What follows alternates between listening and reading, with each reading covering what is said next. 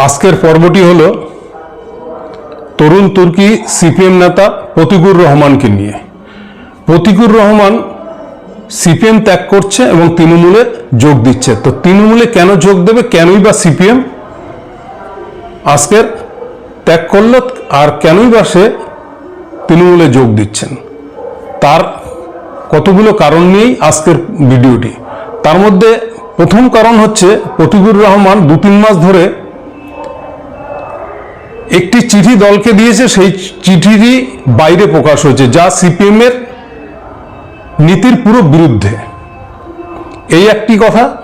দ্বিতীয় কথা, রাজ্যের সম্পাদক মোহাম্মদ সেলিম, সামনেই ভোট রয়েছেন, তিনি এই ভোট নিয়ে বা মানুষ কি চায় বা জনগণের কথা বা কর্মীদের কথা বা এই তরুণ তুর্কি যারা আজকে সিপিএম এর হয়ে বাংলার বুকে লড়াই করছেন তাদের কথা শোনা বা তাদের নিয়ে মিটিংয়ে বসা, তারা কি বলতে চায়, তাদের মনোভাব কি, তাদের কিছু বক্তব্য শোনা সেই সময় তার নেই।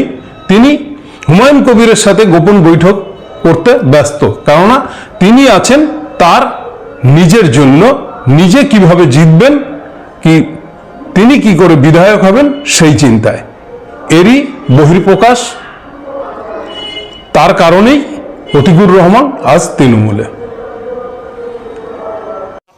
নমস্কার, আমার পলিটিক্স টপিক চ্যানেলে আপনাদের সবাইকে স্বাগত জানাই। আমার দর্শকদের প্রথমেই আমি ধন্যবাদ জানাই যে আমার নতুন চ্যানেলটিকে অনেকেই সাবস্ক্রাইব করে আমার পাশে আছেন এবং আমার প্রতিনিয়ত ভিডিওগুলো দেখেন এবং আপনারা কমেন্ট করেন। এর জন্য আপনাদের অনেক অনেক ধন্যবাদ। যাক, আপনাদের জন্য একটি নতুন অধ্যায়ে আজকে নিয়ে আসলাম। নতুন বলতে এতক্ষণে আপনারা সোশ্যাল মিডিয়ার মাধ্যমে জেনে গেছেন। যে পর্বটি নিয়ে এখন আমি বলতে চলেছি বহু আলোচরিত এবং সোশ্যাল মিডিয়ায় ঘুরে বেড়াচ্ছে সংবাদটি। তবু আমি কেন নিয়ে আসলাম, এর পিছনে আমি আমার মতন কিছু মন্তব্য এবং যা সোশ্যাল মিডিয়ার মাধ্যমে শুনলাম এবং অনেক মিডিয়া চ্যানেলে ইন্টারভিউতে শুনলাম, সেখান থেকেই কিছু সংগ্রহ করা এবং আপনাদের কাছে কিছু প্রশ্ন রাখার জন্য আজকের এই পর্বটি। আজকের পর্বটি হলো সিপিএম নেতা প্রতীকুর রহমানকে নিয়ে। এই প্রতীকুর রহমান আজ শনিবার, আজই হয়তো তৃণমূলে যোগদান করবেন। অভিষেক ব্যানার্জির হাত থেকে তৃণমূলের দলীয় পতাকা ধরে দলে যোগ দেবেন। কিন্তু কথা হলো যে আদর্শবান যে দলটি সিপিএম, এই সিপিএম পার্টি আদর্শবান যদি হয়, তো সেখানকার এরকম তরুণ তুর্কি কেন আজ তৃণমূলে, এটাই হচ্ছে বিষয়। দেখুন, এই তরুণ তুর্কিরা যে শুধু ক্ষমতার লোভী সিপিএমটা করতো তা নয়। এই প্রতীকুর রহমানের মতন যুবকরা যখন এসে দলের হাল ধরেছে তখন দল তলানিতে, কিন্তু তারা ভেবেছিল আমাদের মাধ্যমেই নতুন সূর্যের উদয় হবে, হয়তো বাংলাকে নতুনভাবে নতুন ভাবনা চেতনার মাধ্যমে আমরা কিছু বাংলাকে উপহার দেব এবং আমরা জনগণের সামনে একটা পার্টির ভাবমূর্তি নিয়ে মার্ক্সবাদী মুখ হয়ে সবার সামনে উপস্থাপনা করব এবং মানুষের স্বার্থে কাজ করব। কিন্তু কার্যত কি দেখা গেল, সেই সিপিএমের সেই বামপন্থা দলের একই চিন্তাধারা, বুড়ো ভামদের নিয়ে চলা এবং এই যে বুড়ো ভামরা দলটাকে আজকে তলানিতে ঠেকিয়ে দিয়েছে, তার কতগুলো উদাহরণস্বরূপ শুনুন। এরা প্রথমত কথা, যখন দেহ রাখার সময় হয় তবু এদের গদি ছাড়ার লোভ যায় না। তার বহু নমুনা এর ইতিপূর্বে আপনারা জেনেছেন, আপনারাও দেখেছেন, কিন্তু তবু আমি বলতে বাধ্য, মোহাম্মদ সেলিমের মতন লোক, সবাই ভাবছেন ইনি একজন বাংলার প্রতিনিধিত্ব করছেন এবং রাজ্য নেতৃত্বে রয়েছেন, রাজ্য সম্পাদক, ইনি দলটিকে নতুন করে চাঙ্গা করবেন, মানুষের কথা বলবেন।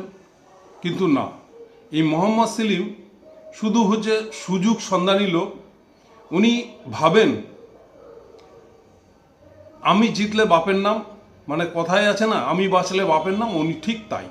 যদি বলেন কেন, আজকের হয়তো প্রতিকুর রহমানের দিকে সিপিএম নেতৃত্ব অনেকেই আঙ্গুল তুলবে, ও তাহলে তৃণমূল যাওয়ার যদি ছিল তার মুখে আর কথা কি শুনবো, তাহলে তৃণমূলের বিরোধিতা কেন করেছিল, এই করেছিল কেন, সেই করেছিল কেন, অমুক দিন কি ভাষণ দিয়েছিল, অনেক মিডিয়া চ্যানেলে দেখাবে, এরপরে সোশ্যাল মিডিয়ায় দেখাবে তৃণমূলের বিরুদ্ধে কি আচরণ করেছে, তৃণমূলের বিরুদ্ধে কি কখন কি বলেছে, এসবগুলো আজকের সোশ্যাল মিডিয়ায় ভেসে বেড়াবে। কিন্তু আপনারা কি কখনো ভেবে দেখেছেন, যে কোনো দলের কোনো যুবক হোক যুবতী হোক, আদর্শগতভাবে সে কিছু ভাবনা চিন্তা নিয়ে একটা রাজনীতি করতে আসে। যখন নতুন প্রজন্ম রাজনীতিতে আসে, যুবক যুবতীরা, তারা মানুষের সামনে কিছু উপস্থাপনা করার জন্য আসে, তার মনের ভাব প্রকাশ করার জন্য আসে, সে নিজের কিছু ব্যক্তিত্ব সমাজের কাছে রাখতে চায়, যা দেখে সমাজ তাকে কিভাবে গ্রহণ করে, ভালো মন্দ বিচার করে। প্রতিকুর রহমানও তার এক জলজান্ত উদাহরণ।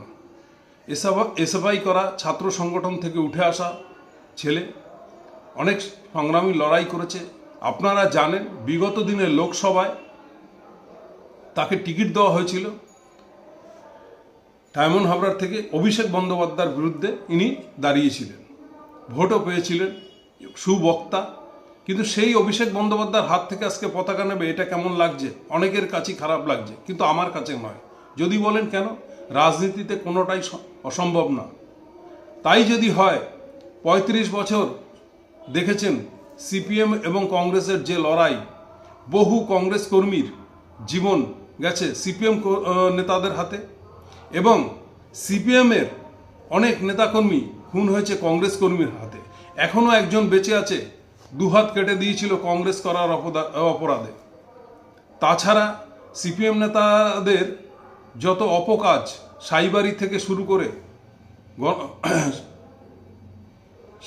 সাইবারির থেকে শুরু করে আপনার বীরভূম নানুর গণহত্যা, বিজন সেতু, সেই মরিচঝাপি, একের সিঙ্গুর নন্দীগ্রাম, একের পর এক অপকর্ম, লক্ষণ শেঠের মতন নেতারা যা করে গেছেন, সেসবকে ছাপিয়ে এই তরুণ তুর্কিরা চেয়েছিল নতুন এক ভোর আনতে, নতুন এক সকাল আনতে, তারা চেষ্টা করেছেন।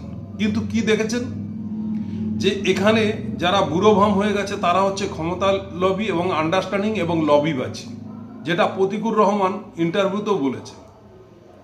না হলে প্রতিকুর রহমান দেখেছে যে প্রতিকুর রহমানদের মতন যুবক তরুণ তুর্কিদের সাথে রাজ্য সম্পাদকের কথা বলার সময় নেই, তিনি চলে যাচ্ছেন হুমায়ুন কবিরের সাথে গোপন ডেরায় মিটিং করতে। কেন? এটা একটু বুঝতে হবে। আজকে প্রতিকুর রহমানও খুলে বলছে না, কিন্তু সময় আসলে বলবে, সময় আসছে বলবে।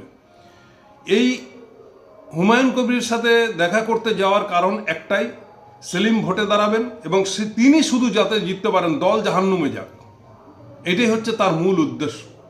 তার কারণ হুমায়ুন কবিরের সাথে গিয়ে বলবে আমি অমুক জায়গায় জিততে পারবো, এরকম জায়গায় আমি দাঁড়াবো, এবং ওখানে তুমি প্রার্থী দেবে না, তোমার যত মুসলিম সম্প্রদায়ের লোক তাদেরকে আমাকে ভোট দিতে আহ্বান করবে, তৃণমূলকে ভোট দিতে বারণ করবে, বিজেপিকে ভোট দিতে বারণ করবে, শুধু আমাকে যেন ভোটটা দেয়, তাহলে হিন্দু ভোট আর মুসলিম ভোট মিলিয়ে আমি ওখান থেকে জিতে যাব, এবং প্রয়োজনে ভোটের পরে আমি তোমাকে সমর্থন দেব।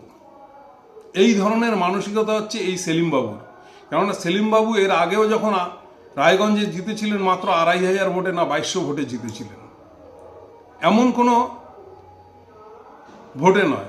এর আগে দেখেছেন মুর্শিদাবাদে যখন উনি ভোটে দাঁড়ায়, তখন এই সবুজ সাথী সাইকেলে করে উনি প্রচার করে বেরিয়েছেন, অথচ উনি বিজেপির বিরোধিতার থেকে তৃণমূলের বিরোধিতা বেশি করতে পছন্দ করেন, এবং তৃণমূলের ভালোটাকে ভালো বলবেন না, শুধু যেটা খারাপ না সেটাকেও খারাপ তৈরি করে ছাড়বেন।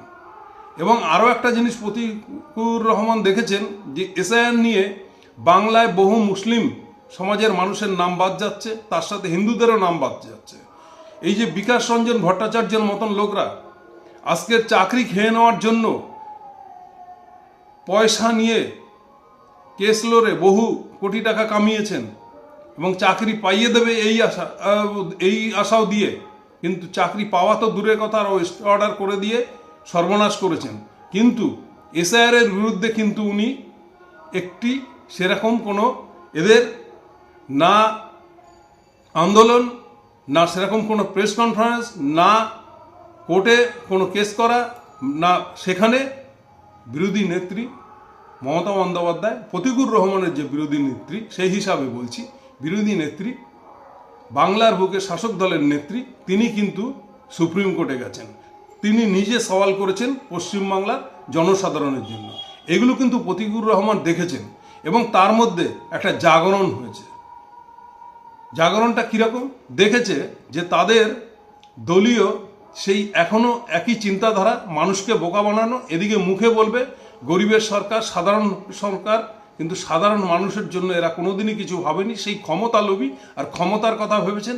এবং যখন এই তরুণ তুর্কিদের কখন এরা এগিয়ে দেয়, যখন দেখবে এদের অবস্থা খুব খারাপ, সেখানে জেতা কোনো প্রকারেই সম্ভব না, তখন তাদেরকে এই তরুণ তুর্কিদের টিকিট দিয়ে এই সময়টাকে কাটিয়ে নেবে। তারপরে যখন পরিস্থিতি একটু ভালো হবে, তখন এই তরুণ তুর্কিদের কথা ছেড়ে দিয়ে তখন এই বুড়ো ভামরা গিয়ে লাফিয়ে পড়বে। এদের তখন টিকিট নিয়ে, দলের টিকিট নিয়ে তখন এরা দাঁড়াবে। তার একটা উদাহরণ দিচ্ছি। এখন বলছেন এই তরুণ তুর্কিদের তো সিপিএমই সুযোগ দিয়েছিল, না হলে ডায়মন্ড হাবড়ার মতন জায়গায় লোকসভায় প্রার্থী কে করেছে? প্রতিকুর রহমানকে সিপিএম দলই করেছে। হ্যাঁ, ঠিক বলেছেন, সিপিএম দলই করেছে। কিন্তু আপনারা তো জানতেন যে প্রতিকুর রহমান দাঁড়ানো মানেই শুধু নামটাই থাকা যে লোকসভার প্রার্থী হয়েছিল, জেতা তো দূরের কথা, ভোট মার্জিনে বহু গুণ পিছিয়ে থাকবে। সেই পরিস্থিতি দেখেই ডায়মন্ড হাবড়ার মতন জায়গায় প্রতিকুর রহমানকে টিকিট দিয়েছেন। ডায়মন্ড হাবড়ায় আচ্ছা নেতা যেখানে অভিষেক বন্দ্যোপাধ্যায়ের কাছে হেরে ভূত হয়ে যাবে, সেখানে তাকে টিকিট দিয়েছেন। এমন কিছু দয়া করেননি। পিঠ আপনাদের দেয়ালে ঠেকে রয়েছে, তাই প্রতিকুর রহমানকে আপনারা টিকিট দিয়েছিলেন। তো প্রতিকুর রহমান তৃণমূলে যদি আসে এবং তিনি আরও কিছু বলেছেন যে প্রথমে এই যে ভাতাগুলো দিতেন তা নিয়ে আমরা অনেক কিছুই বলেছি, খয়রাতি বলেছি, ভিক্ষে বলেছি, কিন্তু এটা ঠিক নয়। যা কোনো রাজ্যের সিএমরা করছেন না, তা বাংলায় মমতা ব্যানার্জি করছেন। সাধারণ মানুষের অধিকার দিচ্ছেন। এগুলো তার মধ্যে জেগেছে এবং এই অনুপ্রেরণা নিয়ে হয়তো তিনি তৃণমূলে আসছেন। তাকে স্বাগত জানাই তৃণমূলে। আমি সাধারণ মানুষ হিসাবে স্বাগত জানাই। বাংলার বহু মানুষও তাকে স্বাগত জানাবে, কেননা তিনি একজন সুবক্তা, পেটে বিদ্যা আছে, মুখে এবং ব্যবহার আদি ভালো, এবং তার এই সুচেতনা। এবং প্রত্যেকটা বামপন্থী মানুষও জানে বাংলার বুকে মমতা ব্যানার্জি এই 15 বছর ধরে কি করেছে, কিভাবে টিকে আছেন। শুধু এরা সেই বিজেপির সুরে সুর মিলিয়ে কয়লা চোর, বালি চোর, চাকরি চোর এই আখ্যাগুলো দিয়ে পিছনে পড়ে রয়েছে যে এরা একদিন ক্ষমতায় আসবেন। আরে বাংলার মানুষের জন্য কিছু ভাবুন। শুধু এইগুলো বলেই বাংলার মানুষের কাছে আপনারা গ্রহণযোগ্যতা অর্জন করতে পারবেন না, সেটা প্রতিকুর রহমান বুঝে গেছে। এবং এরা এই যে তরুণ তুর্কিদের কিভাবে ব্যবহার করছে, ইউজ করছে, নিজেদের স্বার্থে, দলের স্বার্থেও নয়, সিপিএমের স্বার্থেও নয়, এবং বাংলার জনগণের স্বার্থেও নয়। এই সেলিম বাবুদের মতন মানুষেরা যেভাবে ব্যবহার করছেন, আজকের এই মোহাম্মদ সেলিমের জন্য সিপিএম দলটা ধূলিসাৎ হতে যাচ্ছে এবং একটা তরুণ তুর্কিকে সিপিএম হারালো। যাক, এই পর্বটি কেমন লাগলো না লাগলো আপনারা বলবেন। আমার কথায় ভুল ত্রুটি যদি থাকে, আমি যদি কিছু ভুল বলে থাকি, সেটাও আপনারা আপনাদের কমেন্টে জানাবেন। এবং যদি ভালো লাগে তো আমার এই পলিটিক্স টপিক চ্যানেলটিকে সাবস্ক্রাইব করে আমার পাশে থাকবেন, এটা আপনাদের কাছে বিনীত অনুরোধ। এবং প্রতিকুর রহমান আর যেখানেই যাক না কেন, তৃণমূলে আসুক না আসুক, কিন্তু সিপিএম করবেন না, উনি ডিক্লেয়ার করে দিয়েছেন। কিন্তু আমাদের কাছে যা খবর আছে 100% উনি তৃণমূলে যোগ দিচ্ছেন। অভিষেক বন্দ্যোপাধ্যায়ের হাত থেকেই দলীয় পতাকা, তৃণমূলের দলীয় পতাকা ধরে দলে যোগদান করছে। হয়তো আজ শনিবার, আজই হয়তো যোগদান করবেন। নমস্কার, ধন্যবাদ।